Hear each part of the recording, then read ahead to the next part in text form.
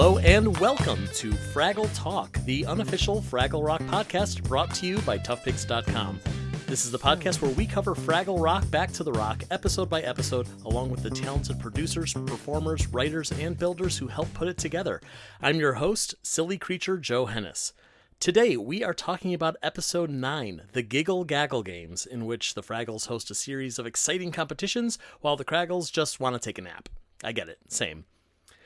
Our guest today has directed dozens of TV shows such as Schitt's Creek, The Lake, and Astrid and Lily Save the World, as well as upcoming episodes of Star Trek Strange New Worlds. She's also directed 3 episodes of Back to the Rock, one of which we're discussing today. We are extremely proud to welcome Jordan Canning to the podcast. Hi, Jordan. Hi, thanks for having me. Of course, thanks for being here. First of all, we should clarify the 3 episodes that you directed were Flight of the Flutterflies, Craggle Lagoon, and this one, the Giggle Gaggle Games, in case anyone out there is wondering. Well, I'm sure we'll be talking about all 3, even though we're focusing on the 3rd, but very exciting to have you here to talk about those. I'm always excited to talk about Fraggle Rock. Awesome, let's do it. What was your relationship to Fraggle Rock before getting hired to work on this show? Were you a fan beforehand? Well, yes, I was a fan. I was a big Henson nut when I was a kid, but I would say kind of the Muppets and Labyrinth especially were sort of my touchstones. Like I had Labyrinth taped on a VHS tape that I watched like once a week, and was obsessed with it, was obsessed with David Bowie, was obsessed with his, lavender tights, just loved everything about that movie. And had seen Fraggle Rock, obviously had memories of it, but it was only on for sort of like a very small window of time, at least here in Canada. And it was just a titch before my time when it was actually airing. But I know I saw it kind of in reruns when I was a little bit older, but once I kind of got the opportunity to even interview for this job, I mean, literally what happened was my agents wrote me and said, "Oh, this show got in touch, shooting in Calgary. We're not entirely sure, but we think it's the Fraggle Rock reboot. Not sure if you'd be interested, but just thought I'd throw it out there in case you're a fan." And I was like, wrote back immediately, like, "Oh my God, I got to get this job. Get me the interview." And just to work in that world, to work with Henson, to just work with I'm a real puppet nut. I have a puppet of my own. I do a lot of really ridiculous voices, and so it was all I wanted to do was get the job. That's great. I'm glad you got it then. I'm glad your agent got you in. So if you were a big puppet nut, had you ever directed puppets before, or was this your first time? Well, I had one very tiny, brief puppet directing stint early on in my career, actually with Frank, who worked on Fraggle Rock, did Boober, did World's Oldest Fraggle, did a whole bunch of other great characters. And he had a show called Playdate that shot here in Toronto, which was like a kind of, they were sort of 11-minute episodes. And the puppets were small. They were sort of as if like little stuffed animals came to life. So the scale was sort of the real scale of like a kid's playroom. And then the puppets were quite small, but beautiful and intricate little guys. I think it was like a little mouse and a little kangaroo. I can't quite remember. There were 3 really cute little animals. So I had done one 11-minute episode of that with Frank in like, I don't know, 2012 maybe. But that was sure, it. Yeah. That was, yeah. So you were a pro before coming on to work with the Fraggles. I knew everything. Yeah. I'd love to know more about some of the challenges of directing puppets, and specifically like this Henson style of puppetry, because it obviously doesn't translate perfectly from directing human beings to suddenly you're on a raised set. You've got monitors, you've got puppeteers, you've got a million people under the scenes, not just behind the scenes. Yeah, well, I mean, exactly. I mean, first of all, like the raised sets is a real sort of messes with your mind a bit, because, you're used to, from my process at least, when I need to, think about how I'm going to block a scene or shoot a scene, I walk into a room or ideally the room I'm shooting in, I sort of walk around and think, okay, I would sit down here, maybe we'll put the camera here, blah, blah, blah. But it's very hard. It was hard to visualize that with the puppets, because the sets were all, above my eye line. So you'd sort of be staring at them and thinking, okay, where do puppets come in? And where's the floor? And blah, blah, blah. But it really wasn't until you sort of put a camera up and saw the puppet up in the air that you were like, okay, I understand now the geography of this set. So that kind of came into place pretty quickly once we started. The other things you just don't really consider about puppets is that things that humans can do very simply, it can actually be very complicated and tricky for a puppet to do. So you kind of have to look through the script, and also with the, expertise of the puppeteers who can sort of help you red flag things, kind of find things that might be taking a lot of time that maybe you can simplify, or at least you give enough time to it. Like, it's very simple for a human to walk into a room, pick up a phone, dial a number, lay the phone down and walk away. But that could easily have to happen in 3 separate shots if you're doing it with a puppet. You have a puppet with no phone attached to their hands. You have a puppet, you have an arm with a phone attached. You have 3 people doing it, and you might have to cut in between, or you switch an arm out in the middle of it.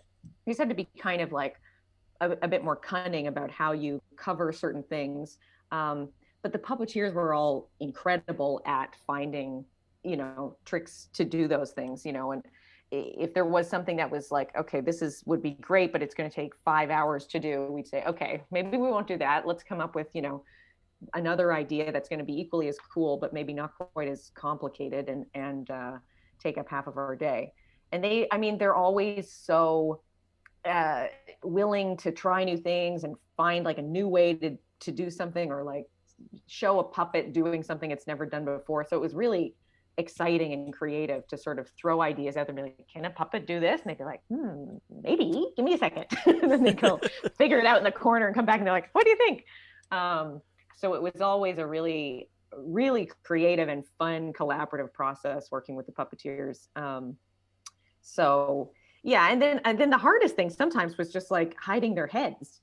You sort of like, you picture a shot in your head. You're like, okay, I want a sort of wide shot with Moki here and that. And then you get a camera up and you're like, oh, we can't do that because their heads are going to be in it. I can't layer them in that way because you'll see the people in the background's heads. So either you have to put a bunch of rocks kind of in front of them to block them, or you have to figure out a different way to do it. So, there was still a steep learning curve once we started shooting, for sure.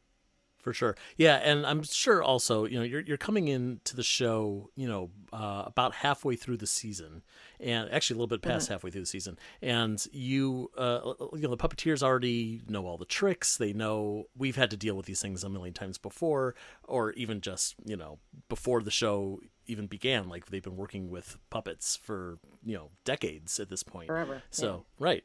Especially some of those old timers who worked on the original show, which must have been invaluable to have their know-how on how to Fraggle. Yeah. But I also have to assume that because you're coming in at episode 7, a lot of the work has already been done for you. So were there things where maybe you were thinking like, well, I wouldn't have necessarily set it up this way, but we're already in a process, so let's just run with it? Well, there is definitely, it was a very ambitious show in terms of, even just the sets alone. Like, obviously by the time, yes, I got there, a lot of, the Great Hall was built, all the main sort of recurring sets were there. But, for each, I'm trying to think, in Flutterflies, I guess there wasn't another set in there, but Craggle Lagoon, we built the whole Craggle Lagoon, which was a whole new set, a gigantic set. And then there was the Calming Caves, which I think was a sort of repurposed version of another set. But those were being built as we were in prep. So there was input and sort of, conversations with the production designer about like, certain things I had in mind for blocking, ways to do it, sizes of things. And so there was an ability to sort of steer the car a little bit. But yes, it's such a huge machine that a lot of those things need to kind of be happening early on. Who is harder to work with, the Fraggles or the Levy family? No comment. Fair enough. All right, we could pivot. So You directed 3 episodes in a row, but Yeah. I feel like normally if you were going to be coming in on a TV show, they would kind of space them out a little bit so that you would have time to to shoot and edit and come back and go back and forth. What were the benefits to being able to do 3 in a row for a show like this? Yeah, I mean, actually, normally you would do a block of episodes. Usually you do a block of 2. I mean, I've done a variety of different versions of how, sometimes you go into a show, you just do 1 episode, or you do 2, but they're split apart. Often, shows will block episodes together because it's more efficient to do so, and you sort of prep the 3 episodes at once, and then you shoot them all at once. So, I mean, mostly shooting in a block is an efficiency thing. You can kind of cover a lot of ground, and it was a fair amount of time for half hours, especially that we're all studio, so you didn't have to do any like location scouting or anything. That was a nice chunk of time for this show. I mean, it was complicated to shoot in some ways, but I did always feel like we had enough time to get what we needed. And then essentially you go off, another director takes over and does their block, and I edit. I work with my editors to deliver each episode kind of by a certain date. So yeah, it's kind of fairly normal. Were the shoots overlapping at all so that you can kind of like get things done in certain locations with certain performers? Or was it like we got week 1 with this episode, week 2 with that episode, week 3 with this episode, move on? We tried to do it as much kind of keeping the episodes together as possible, but sometimes for efficiency's sake, yeah, we would be shooting some of 107 and some of 109 on certain days. Some of it was about balancing the schedule, like the sequences that always took the longest were the musical numbers. So I really wanted to protect those, and so we would build the schedule in a way where it's like, okay, well, we get the full morning, you get a full 6 hours to do a song, right? And so then you'd balance out the day a little bit with lighter things in the afternoon, or vice versa. And then yes, there was some need to, like, sometimes we had to get out of a set, finish shooting one of the sets so they could turn it into another one, or so they could roll it out of one studio and roll in a new one. But mostly the 80s were great about trying to keep the episodes together, just for sort of continuity's sake, keep it all a little bit straight in our heads. That's good. It does seem to make it easier, just like conceptually. Yeah, especially with 3. Sometimes with 2, it's a little, it's not so bad. But with 3, you're like, which one is this? Right. What's happening in this episode? Yeah. Right. Yeah. Especially when it's like it is one at this point in the series. It's one big story that we're telling. Well, yeah, it's very serialized. They did a really cool job with the kind of larger story they were telling over the season. So yeah, this is when things are starting to ramp up with the water, and we kind of we've just found out in Craggle Lagoon what led to the water, big extra waterfall, and the sort of consequences and fallout of that in the cliffhanger of 109 will get sorted in the back end of the season. Yeah. That's right. Yeah. And what a cliffhanger it's going to be once we get there. Yeah. But let's start talking about this one. It begins with a shot of a poster of a Fraggle hugging a Craggle. And then we kind of pan down and we see what looks like the Fraggle and the Craggle that the picture is based on. And they are kind of like giving it a look like, I don't know, we've never hugged before. That's an odd thing to put on a poster. Yeah. False advertising. Yeah, exactly. Do you recall who did the art for stuff like that? Because we've seen a couple of different art styles in like these Fraggle posters and things like that. The art department on that show is just like mind-boggling. I mean, there's multiple posters like that. There's a Uncle Traveling Matt one, there's an Icy Joe one. Even within this episode, there's the Craggle Fraggle Love Fest, but then also that amazing Craggle book. Of those were hand drawn by some genius in the art department, who I don't want to name because I will maybe get their name wrong. So, but the art department just went over and above for every single element, every prop, all of the, I mean, I don't know if there's any in this one. Oh yeah, no, there's the radish age later, but all of the beautiful little food props and drink props were like, I have 2 of them on my bar here. They were gifted to me as a wrap gift, which I will. Oh, that's forever. Nice. Little radish milkshake and stuff. So yeah, I love that.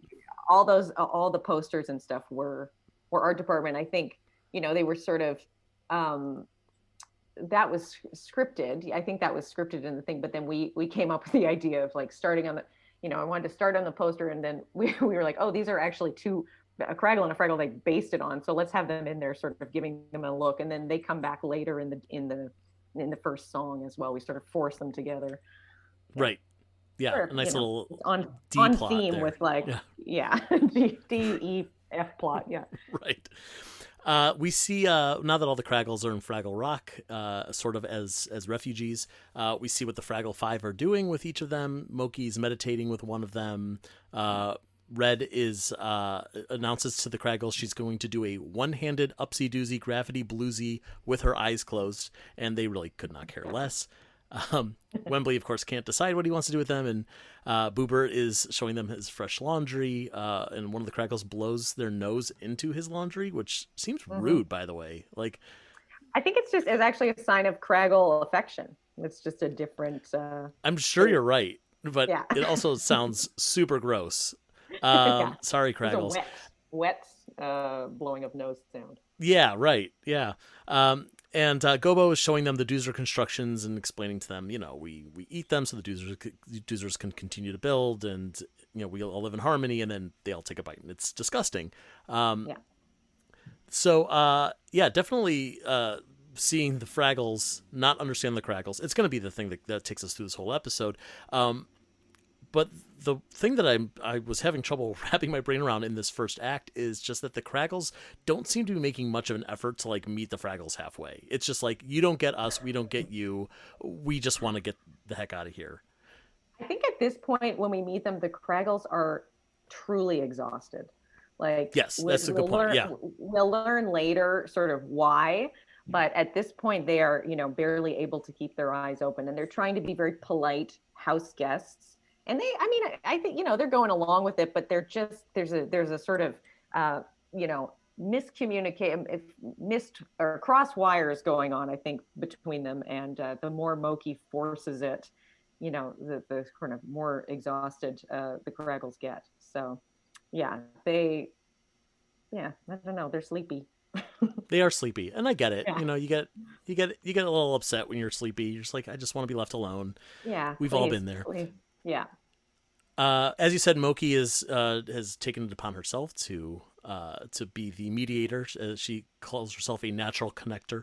And she has read this book about Craggles that she found, I guess. I assume there's a Fraggle library where she could check these things out. Yeah, there's a library. Yeah. Yeah, a Fraggle Barnes and Noble, maybe.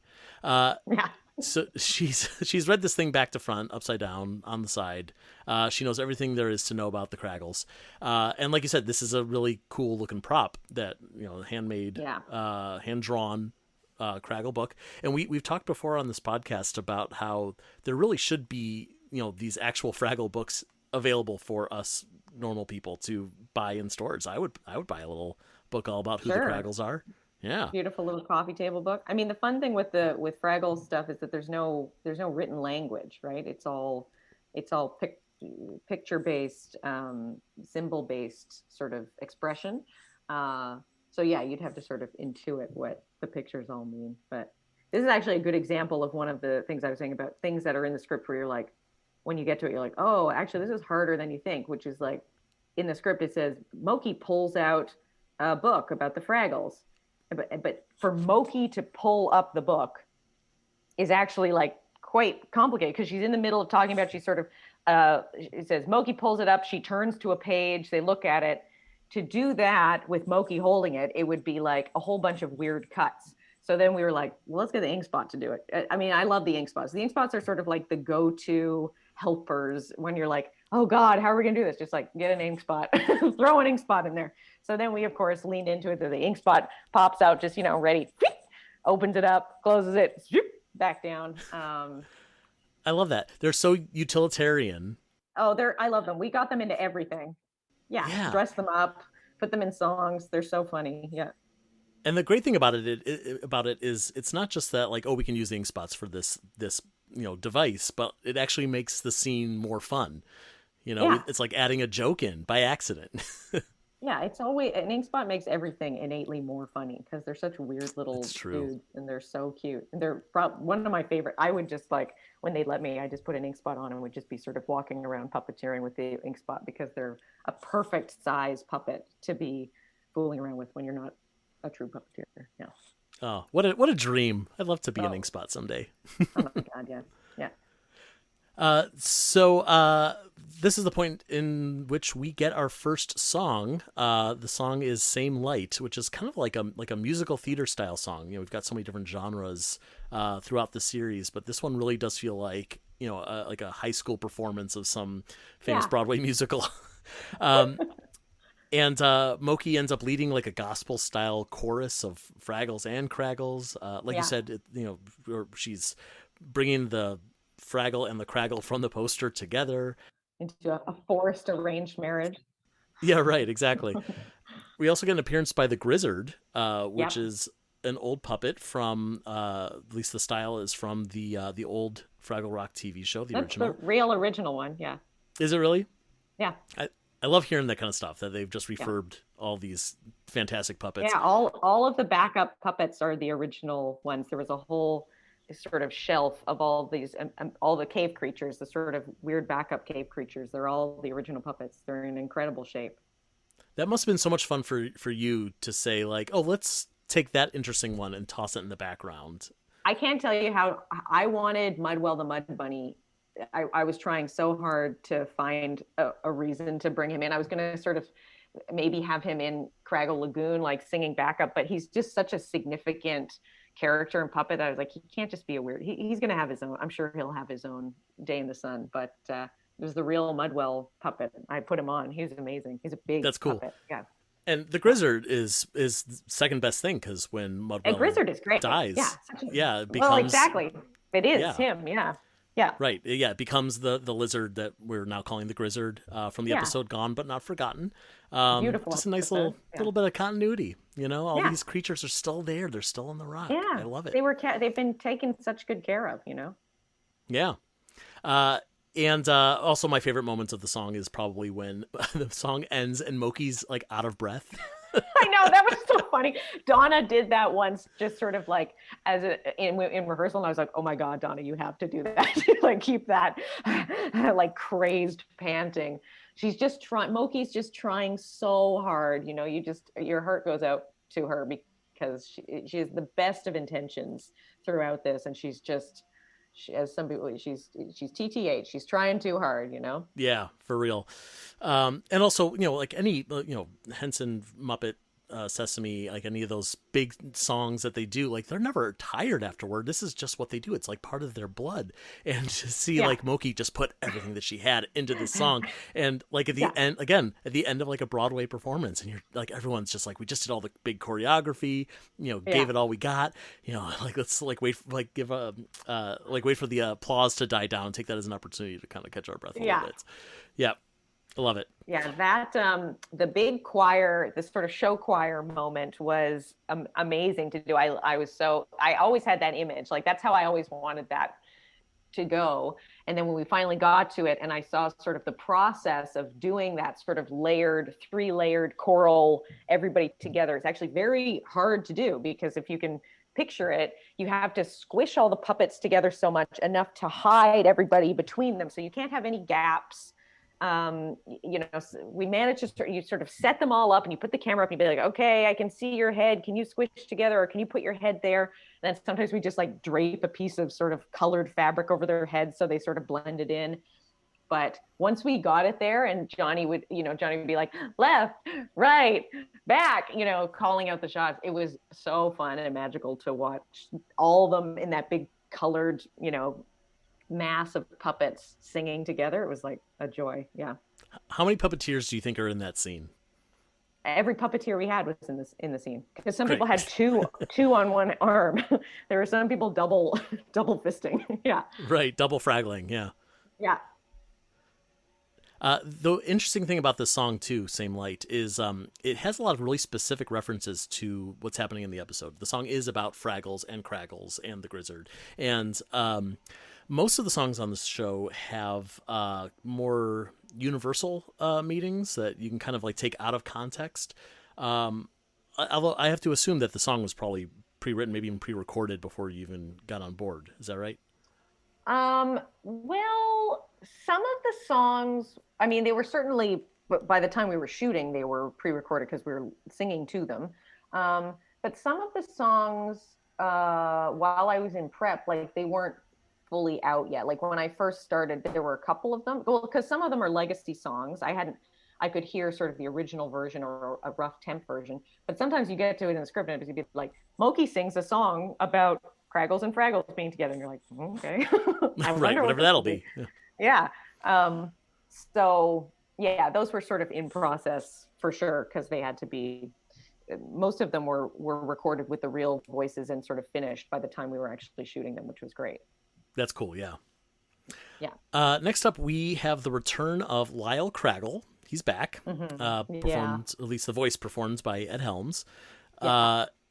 Moki greets him in the traditional Craggle way. She says, Lyle McGuile, what's Craggle Laggin'? Which I didn't even like saying it just now. That felt super awkward.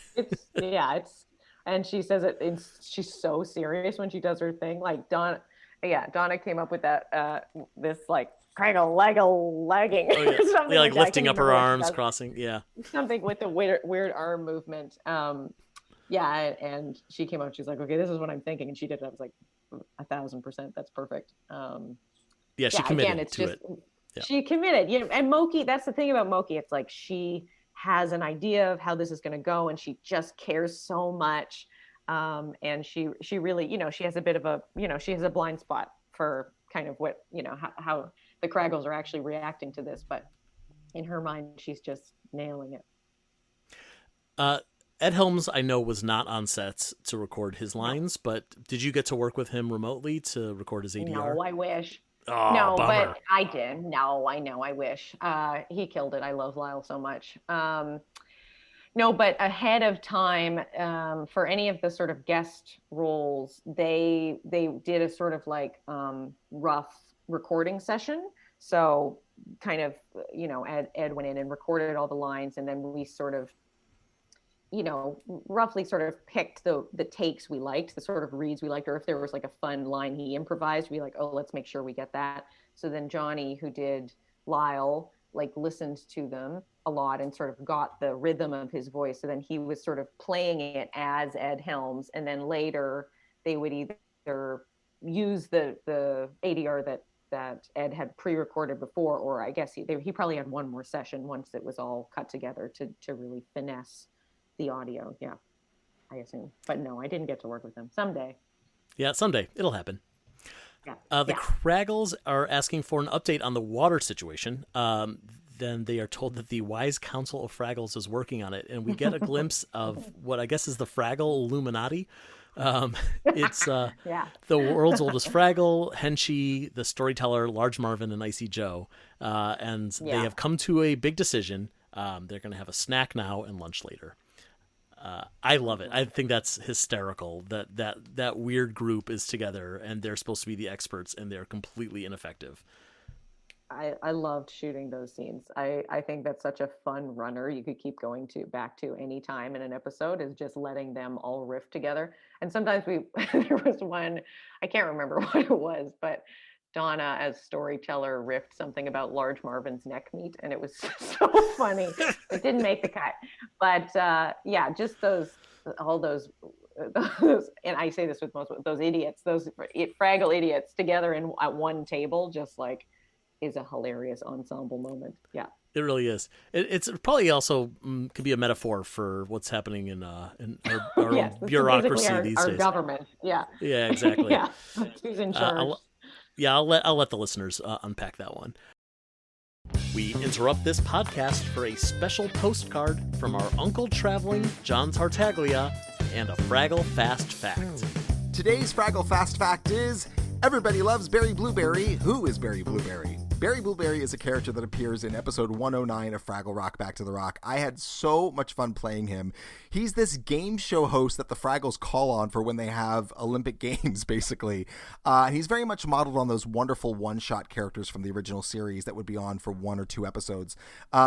And we knew that he had to have like game show host hair and game show host teeth and a microphone for no reason whatsoever.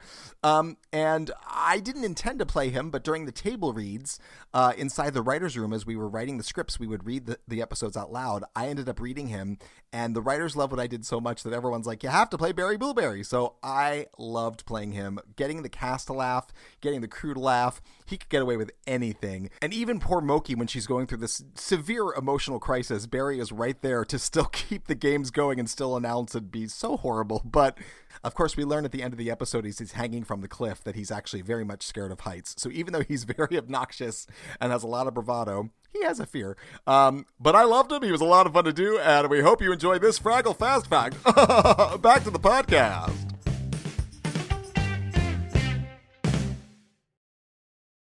So Moki decides she is going to plan a series of games with the Craggles because that's what she read in the book. They like games. This is something that they can all bond over. And Red absolutely explodes at the mention of games, which is very Red. That was a great moment. The Craggles just want to rest, of course. Moki announces that she's going to start the Giggle Gaggle Games. Gobo asks her, isn't that kind of a big production? And she says, no, not really. And then we get this great cut to like the hall is just filled with Fraggles and confetti and decorations, and people are already playing games. It looks great. It's a great, great set design. Yeah, it was very fun to come up with that stuff. Like, we just sort of said, make this as insane as possible. And like, there were different versions of games. I can't remember what the first version of the Pole of Nonsense was, but it was something that was kind of complicated to do and wasn't maybe going to be as effective visually as I don't know. I think it was just a sort of rhyming game. And we were like, let's add a sort of weird visual thing to this too. So then we came up with this maypole, ridiculous spinning around a maypole, ribbon thing. I mean, it's a very fun comedic cut to just like, well, it's kind of a big production. Right. Just a little bit. In the middle of total insanity. Was there anything that you wanted to get into this set design that it was just too much or too complicated?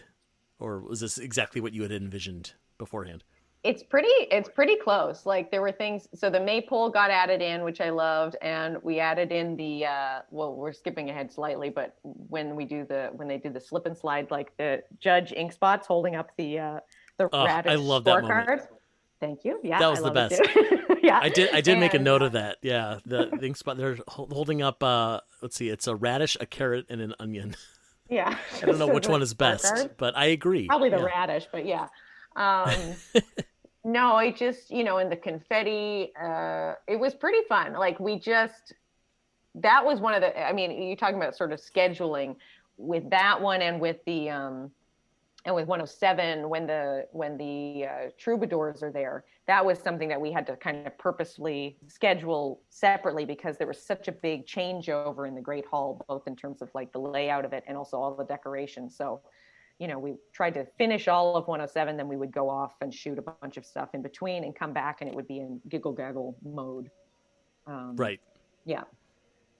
And then, cool. we got to talk about Barry Blueberry at some point. We got to talk about Barry Blueberry. This is our first teeth. glimpse. Yeah. I wrote that down too. The only Fraggle with teeth. It's weird. Yeah. Do you think they're real? Do you think he got like veneers? Veneers. Yeah. I don't know, but I love them so much. And that, when we were talking about him, and I said, okay, for his microphone, it's got to be like a Bob Barker, tiny radish, long mic neck thing. And so they made totally. Our department made that incredible radish microphone. And then Johnny just instantly, it's like this character just came out of him. Like as soon as he put Barry Blueberry on his hand, it's like this voice and this sort of like voice just came out of him. The way he moves, sort of always like sliding out of frame and sliding back in. Like, God, I love Barry Blueberry. He's got to come back. He really, I think he's. I feel like somebody. I can't remember. I can't remember. This comes later. I watched the whole season when it first came out. I have a feeling. Doesn't it say Barry Blueberry is the one who drew all the drawings later? Yeah, that comes up later. I love that. Can you believe it? Barry Blueberry. Barry Blueberry. He's got hidden talents. Hysterical. Yes, no, Barry Blueberry is easily He's iconic. the Henson Yeah. character find of the decade. I mean, he's Yeah. just the best. And I also like that he says his own name a lot, which is like that Barry Chevy Blueberry, Chase thing. ah! Yeah, the more Yeah. you say your own name out loud, the more people can be like, I guess he's kind of a big deal. Like we all know his name. Yeah, and him and the Wembley confetti gag. I love the gag. Very good payoff to that gag, I think, written in there by the amazing Sabrina Jalise, who wrote the episode. Yeah, it was a good use of Wembley as well. Oh yeah. Just like, he just wants to be a part of things and sometimes hits that confetti cannon at the wrong time. Yeah. Terrific. This is the point in which we get a little check-in with Doc and Sprocket. Doc is on the phone with Mrs. Schimmelfinney asking if she can put solar panels on the roof to help with her microplastics project.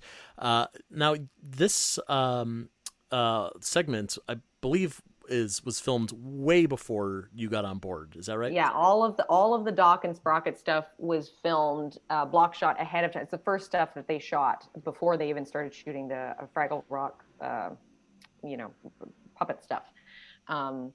So yeah, all of the Doc and Sprocket stuff was block shot over, I don't even know how many days, 12 days maybe. Yeah. 14 days maybe. Yeah. So I got to see it, but I didn't get to play with Sprocket, unfortunately. Oh, that's a bummer. I know. That's all any of us really want is just to be able to play with Sprocket. I just want Sprocket to curl up on my lap. Yeah. I know, right? So the interesting thing about this episode is there's an interaction later on between Doc and Cotterpin. Yeah. So were the Cotterpin moments kind of pre-recorded as well, so that no, that Cooper was something to work with?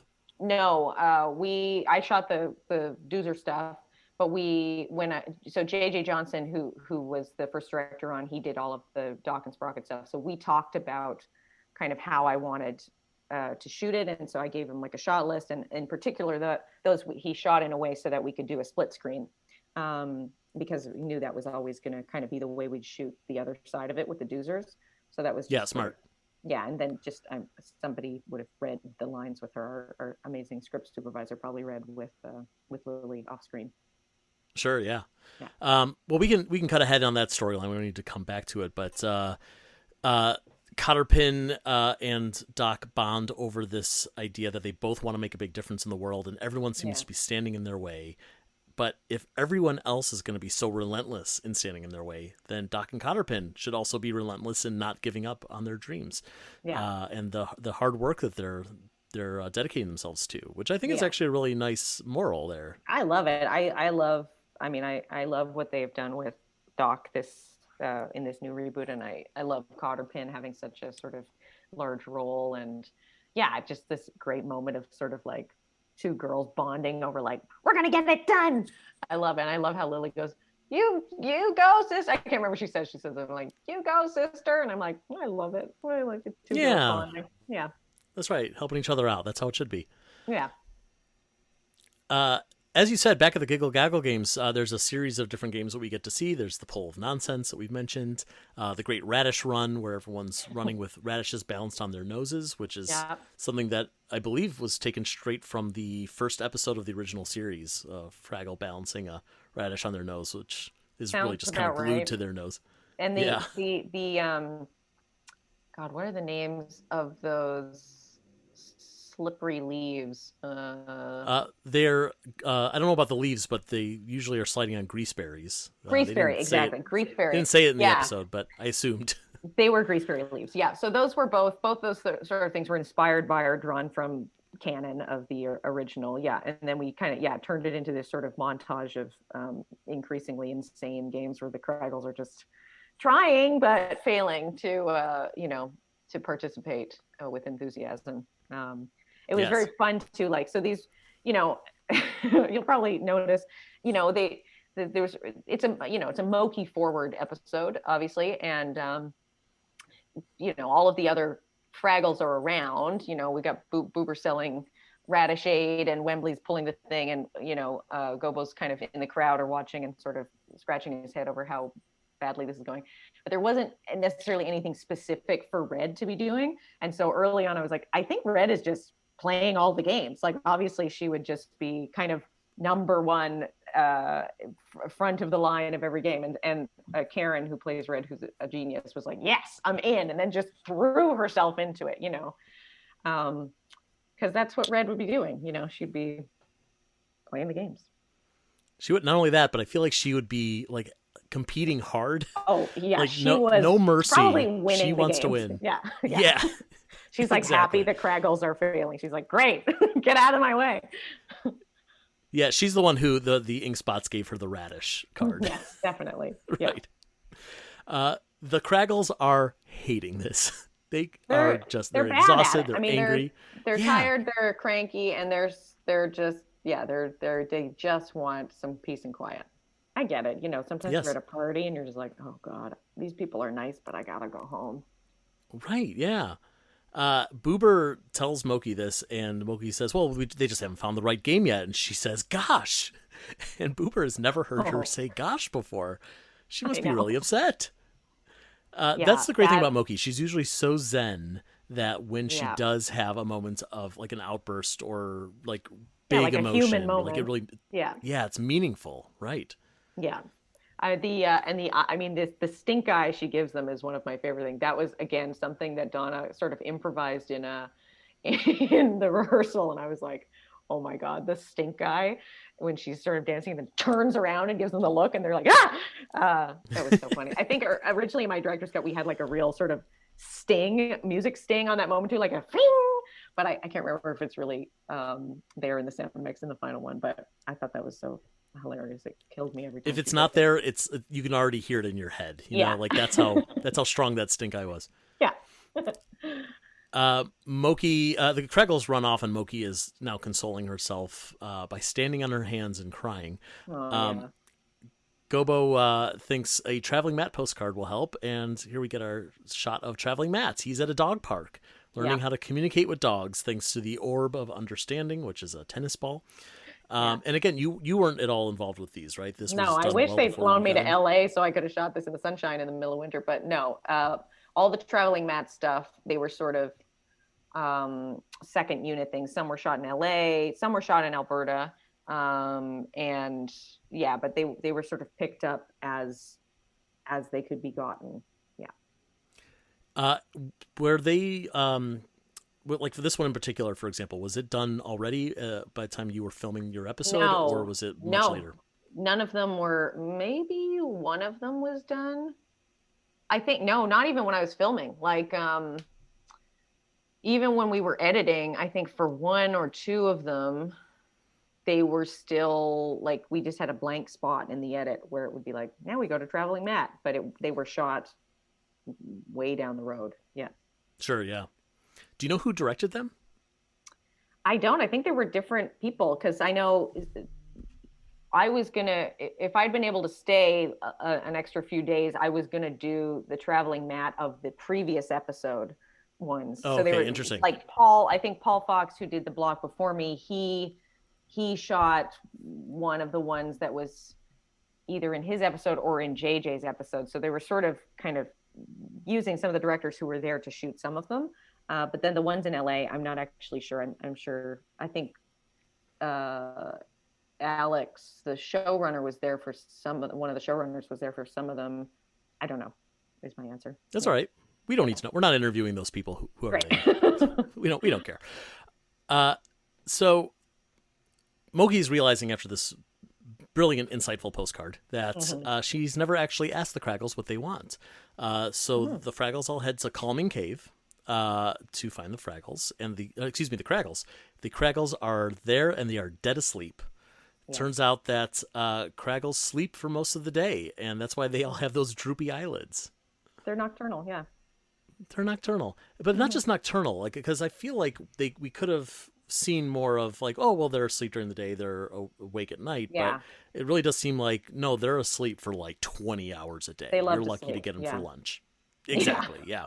Yeah. And none of this was written in the Craggle book, which Lyle points out was not even written by a Craggle. Exactly. You got to check your sources. Yeah.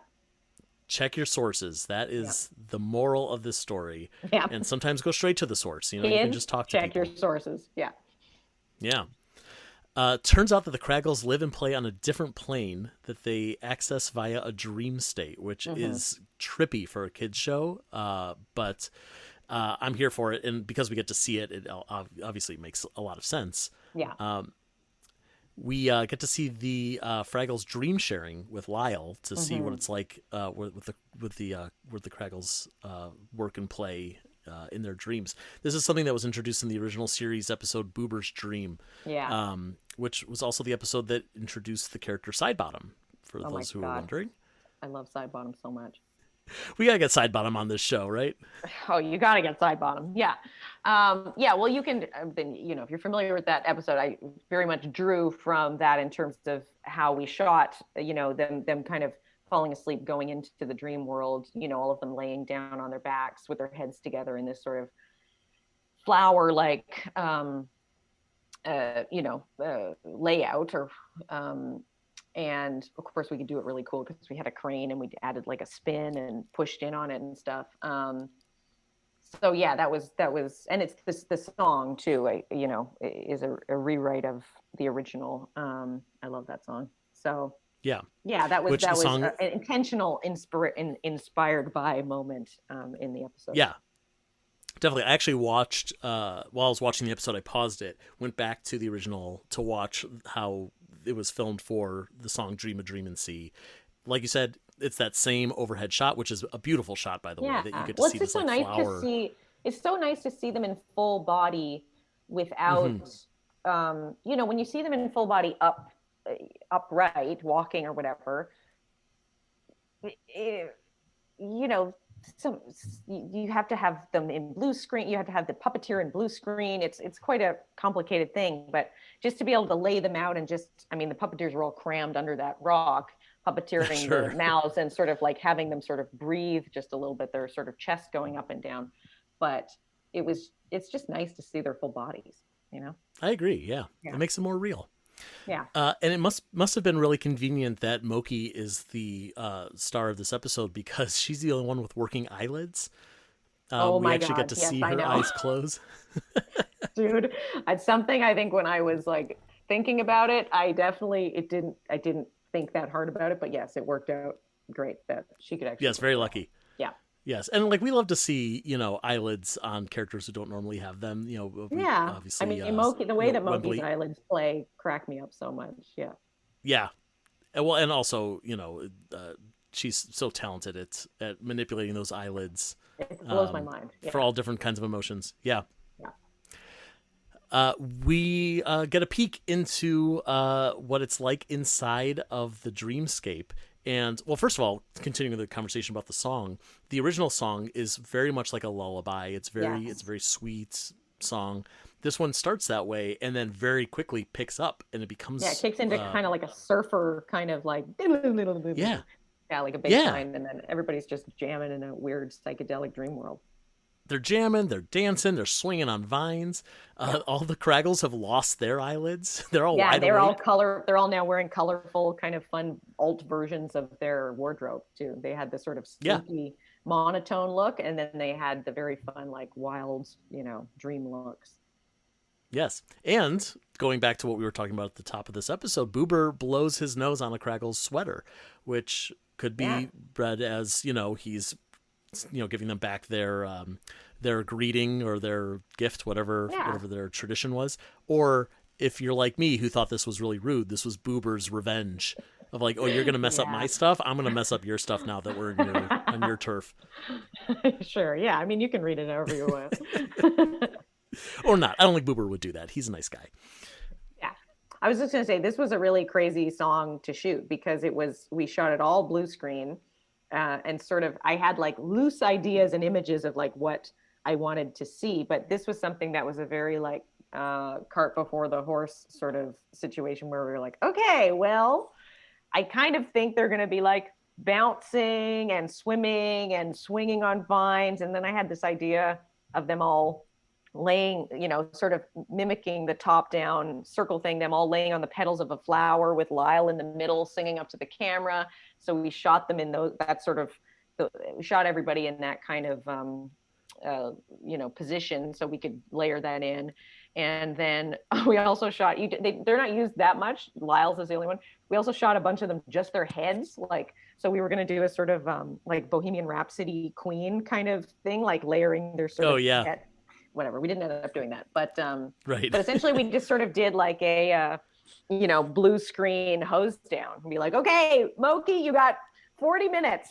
Okay, Moki swimming, Moki jumping, Moki, swinging, singing, all sorts of stuff. So we did a lot of testing with that ahead of time. We were like, maybe we'll shoot it in slow-mo with a fan blowing. But here's a fun fact. Puppets look weird in slow-mo because they don't have the micro movements of their face, that it doesn't really look like anything.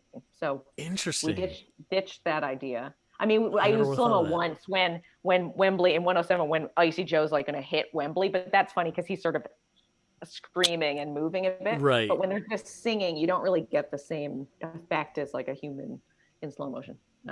Anyway, it was fun to shoot, and sort of a roll of the dice a little bit of like, okay, here's a weird bunch of stuff on blue screen. I hope we can make something cool and psychedelic out of it. It must also be really interesting, fun, I don't know, to really have a day where you're like, okay, everyone just dressed in blue, like head to toe, cover your head, get into the box, here we go. Yeah, the blue screen stuff was fun. Yeah, I love it. The Craggles ask if they can just stay in Calming Cave until this water situation is resolved, which is a great compromise. The Fraggles get their space. The Craggles have a place where they can rest. Of course, the water crisis is still going on, but at least they don't have to sit through another round of Giggle Gaggle Games. That's a hard thing to say. Here we also get our check-in with the Gorg family. Pa is ordering Junior to finish building the fountain. He makes it very clear that they're taking all the water for themselves for no other reason than the fact that they want to control it. The Gorgs are not good people. Not really people, but they're not good. Especially the dad. Yeah. Exactly. They're very greedy and self-serving. Yeah. Yeah, they are. And as Junior finishes the fountain, the waterfall that fills Fraggle Pond has completely stopped, which is not a good thing.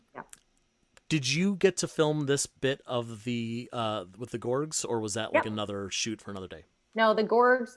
It was just the Stock and Sprocket stuff were done separately, and a traveling map. But all the Gorgs and Doozers and Fraggle stuff were all incorporated into the same 15 days we had to shoot.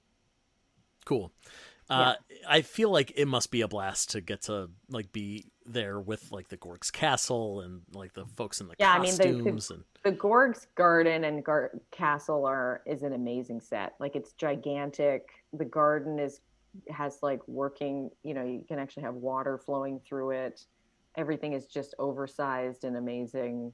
It is an awesome set. Yeah, we shot that. I think that was my first day. We shot all our Gorg stuff on day one, and then it was done, because I didn't actually have a ton of Gorg stuff in my 3 episodes. In 107 and in 109 there was only really one scene. It was just in 108 where there was the sort of recurring junior and junior. Sure.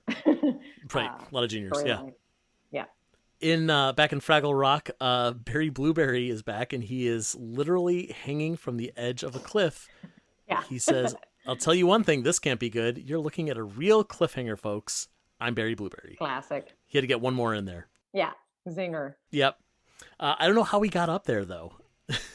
Oh, you never ask questions about how Barry does anything. He just does it. Yeah. Fair enough. Yeah, that was fun, and also quite a complicated thing to shoot in some ways. But I really wanted to do that kind of top down, looking down at him, Die Hard sort of shot. So we talked a lot about how we do that. Actually, that part was actually pretty easy, because Johnny actually could hide just underneath and do that part. But then there's a second puppet that a kind of animatronic head puppet that in the wider shot where he was further away hanging from the cliff, we had the animatronic one on. So you don't want to stay on that too long or be on it too close, because you can sort of tell it's animatronic if you look really closely at it. But it was just enough for him to start to like move that you could cut into the close up with Johnny actually puppeteering the puppet. Yeah. And that's where the episode ends, which is such a bizarre thing, not so much for this season of Fraggle Rock, but just for Fraggle Rock as a whole, that they're can be an episode that ends on a cliffhanger. You know, we're not used to the serialization of these kids, characters. Kids got to learn about cliffhangers. There's cliffhangers in life. It's an important lesson. Yeah. Right. We're not always going to get closure. I mean, we will get closure if you watch the next episode, but soon. Right now you're not getting that all important closure. Do you have any other memories of this episode or the other two that you filmed that we didn't really get around to, or interesting things that you wanted to accomplish that maybe was a challenge or you didn't get to actually see on screen in the end? I mean, I'm not sure what you guys talked about for 107. I'm not sure how much you talked about the Doozer party, but yeah, let's talk about the Doozer party. That was a real highlight, 1/8 of a page for me, because that was, it literally all it said was like the Doozer's party, and then one comes down and says Happy Helmet Appreciation Day. But the amount of work and effort that went into that 20 seconds maybe of screen time, it's just like a sort of comedic cut to and then cut away from, was truly a joy. Like the creature shop and the art department, the amount of work that went into it, they just went nuts. They were like, okay, how many different crazy hats can we build for all of these Doozers? So, I took hundreds of pictures, but so many different helmets, the big, it's like a big disco ball head with a helmet on it. They just went cracked with the helmet stuff. And then there was like little mini tiki bar and the teacup ride and the Dead Mouse kind of the Daft Punk kind of DJ. Everything was wild. And the thing with the Doozers too is because it took quite a long time it takes a really long time to set up the Doozer stuff. It's very finicky. Obviously they're small and they're fussy.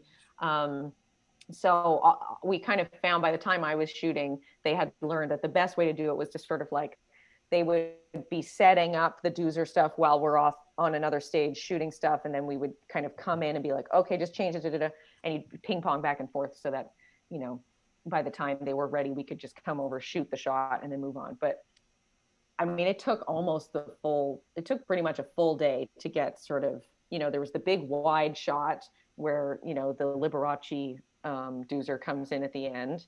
And then there was sort of like 3 other shots, the DJ, the teacup ride, and like the, whatever the other one is, the doing this, oh my God, conga line.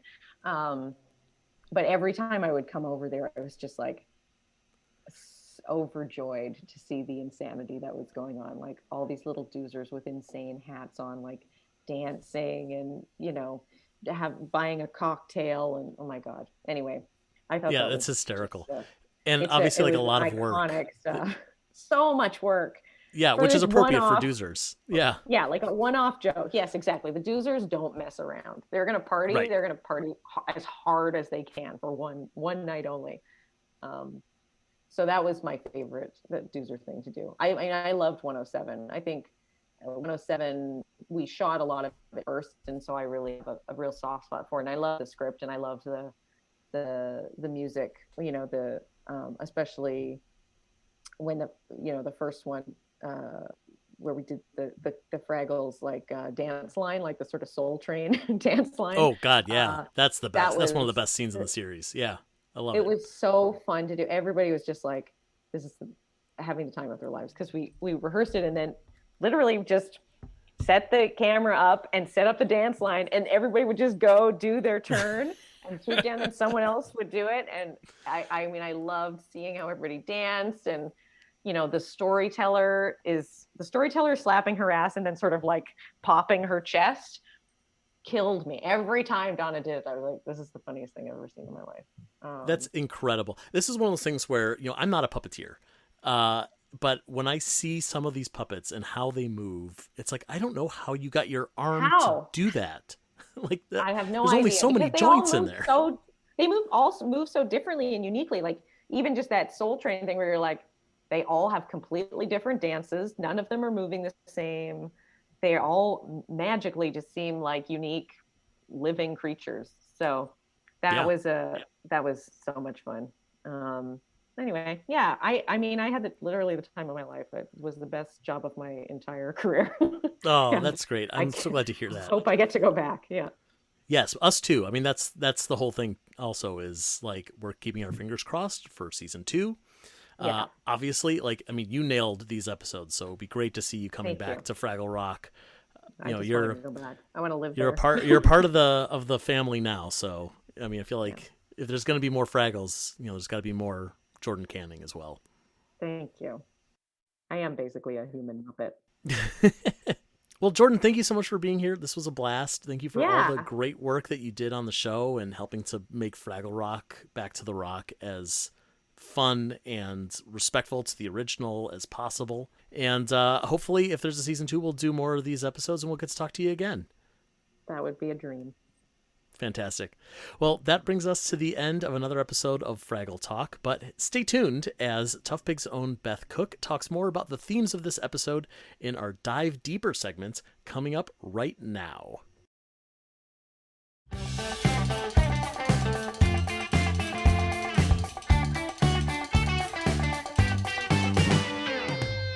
Welcome to Dig Deeper. This is Beth Cook, and I am joined once again by executive producer and president of television at the Jim Henson Company, Hallie Stanford. Well, you need to know something about me, that when people ask me, who's your favorite new character? I'm gonna have to tell you, it's kind of like an equal Jamdalin, Lyle Craggle, but at the end of the day, Lyle Craggle wins my heart. I have to say. See, I thought you were going to say Barry Blueberry. No, Barry's hilarious. No, Lyle Craggle. Love him. Great. Love him. Played by Ed Helms, who was absolutely extraordinary. And again, he designed the look of Lyle, including his very funky outfit that he wears in his dream song. That's so great. I had no idea that the voice actors had such contributions. Oh, they did, about how they'd look, and same with Jamdalin with his hair. And so anyway, just saying, that crazy outfit, that crazy Lyle.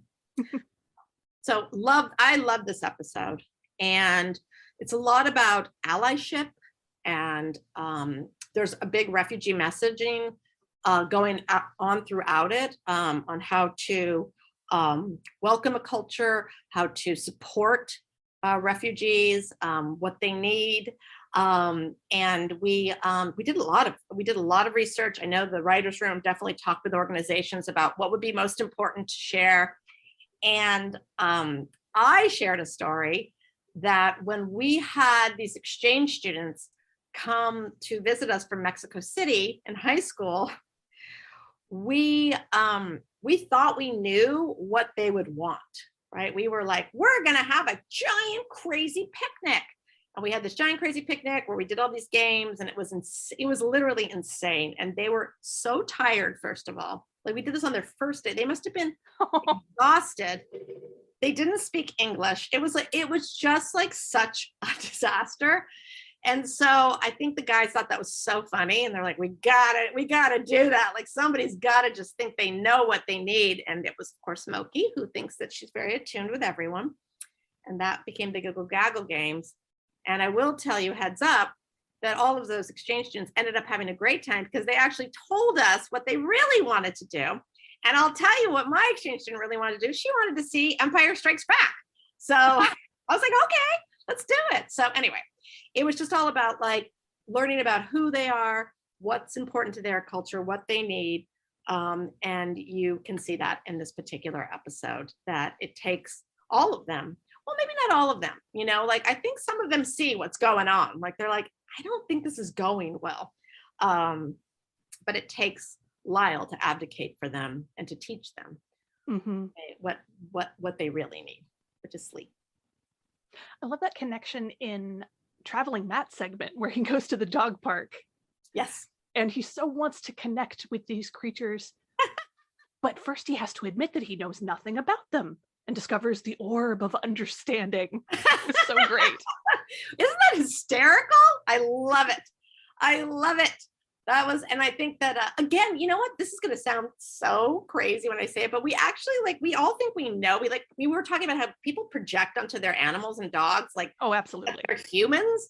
They're not humans. They're dogs and they're animals. And you have to you have to kind of see it from their point of view too. So we actually, that was quite deliberate, to have a pet in there, which is part of our family. And I hope most everybody caretakes at least sometime in their life, a pet. And again, like, being a good friend and ally to that pet means understanding where they're coming from. Also, by the way, that Doberman was like all over Uncle Traveling Matt. Like, I was scared for that puppeteer. Okay. Just real quickly, I wanted to touch on the song Same Light. I thought how genius it was that Moki is coming from a place of our differences don't matter. We all have the same light inside of us, and it's our sameness that will connect us, not realizing how sometimes differences do matter. Differences do matter, and cultures matter, and the way that we speak to one another matters. And that, there's this great book, right? But the book didn't have all the information, right? They thought they knew. It's like when we all used, like, remember in the days when we used to bring along thick books when we were traveling as opposed to our phones? We thought that had all the answers in it about how to behave in certain ways. Well, it didn't. And what we need to be encouraged to do is to talk to people, to the people you're visiting with. Ask them about themselves. Ask them what's appropriate. And if you don't know, don't be shy, anyway. So I think it's a good message for all of our global citizens, as we continue to travel, connect through the internet, and get to know one another, to really ask each other, who are you? And Moki has this great moment with Lyle, where when she does finally ask, what do you need? I'd love to hear about your culture when you would like to tell me about it. That's when he decides to invite her in and tell her about this wonderful, unique thing that they share. Isn't that so funky and fun though? Like, it's so, like, it's like, first of all, I said, why is it that, like, we have to, like, we're always dream fasting here at the Jim Henson Company, right? Gelfling, Craggles, in the dreamscape, we can be anything we want to be. But yes, that's right. That once she has admitted that she opens her heart to wanting to hear and listen to who they are, they invite her in, and she gets to go on this incredible, magical journey. All her friends do too. And it's beyond all expectations, including mine. I got to be honest with you. Jordan Canning, the director, she's so brilliant. We didn't know what that segment was going to look like until it got delivered. She had a very specific idea in mind of what was happening behind, on the green screen. So anyway, I think it delivered.